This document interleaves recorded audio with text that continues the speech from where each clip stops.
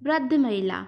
जयपुर की एक चर्चित दुकान पर लस्सी का ऑर्डर देकर हम सब दोस्त यार आराम से बैठकर एक दूसरे की खिंचाई और हंसी मजाक में लगे ही थे कि एक लगभग 75 से 80 वर्ष की बुजुर्ग महिला पैसे मांगते हुए मेरे सामने अपने हाथ फैलाकर खड़ी हो गई।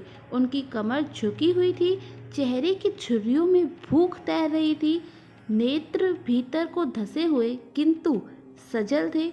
उनको देखकर मन में न जाने क्या आया कि मैंने अपनी जेब से सिक्के निकालने के लिए डाला हुआ हाथ वापस खींचते हुए उनसे पूछ लिया, दादी जी लस्सी पियोगे? मेरी इस बात पर दादी कम अचंभित हुई और मेरे मित्र अधिक, क्योंकि अगर मैं उनको पैसे देता तो बस 5 या 10 रुपए ही देता, लेकिन लस्सी तो 30 रुपए की एक है। इसीलिए लस्सी पिलाने से मेरे गरीब हो जाने की और उस बूढ़ी दादी के द्वारा मुझे ठग कर अमीर हो जाने की संभावना बहुत कम बढ़ गई थी।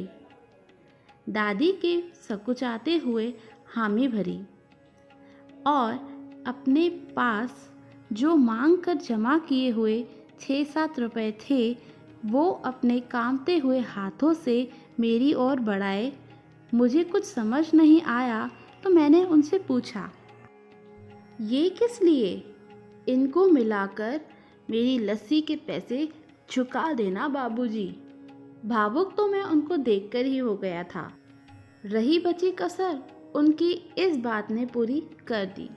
एकाएक मेरी आंखें छलछला आईं और भर भराए हुए गले से मैंने दुकान वाले को एक लस्सी बढ़ाने को कहा। उसने अपने पैसे वापस मुट्ठी में बंद कर लिए और पास ही ज़मीन में बैठ गई।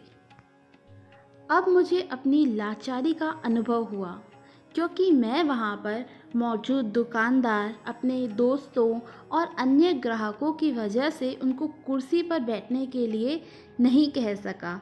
डर था कि कहीं कोई टोक न दे।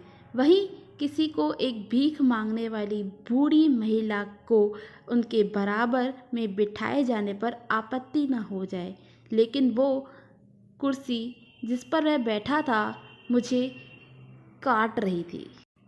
लस्सी के कुल्हड़ों में भरकर हम सब मित्रों और बूढ़ी दादी के हाथों में आते ही मैं अपना कुल्हड़ पकड़कर दादी के पास ही ज़मीन पर बैठ गया, क्योंकि ऐसा करने के लिए तो मैं स्वतंत्र था।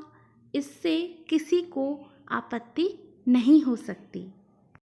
हाँ, मेरे दोस्तों ने मुझे एक पल को घूरा, लेकिन वो कुछ कहते उससे पहले ही दुकानदार के मालिक ने आगे बढ़कर दादी को उठाकर कुर्सी पर बैठा दिया और मेरी ओर मुस्कुराते हुए हाथ जोड़कर कहा, ऊपर बैठ जाइए साहब, मेरे यहाँ ग्राहक तो बहुत आते हैं, किंतु इंसान कभी कभार ही आते हैं।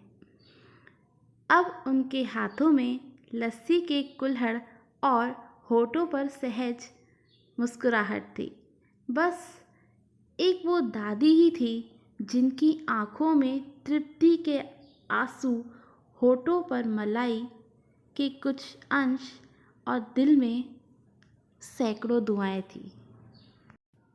ना जाने क्यों जब कभी हमें 10-20 रुपए किसी भूखे गरीब को देने या उस पर खर्च करने होते हैं तो वो हमें बहुत ज़्यादा लगते हैं, लेकिन सोचिए कि क्या वो चंद रुपए किसी के मन को तृप्त करने से अधिक कीमती हैं?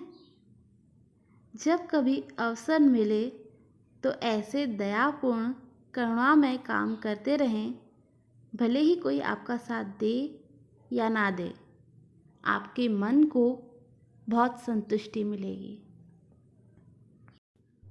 अगर आपको मेरी आज की कहानी अच्छी लगी हो तो मेरे चैनल को सब्सक्राइब ज़रूर कीजिएगा।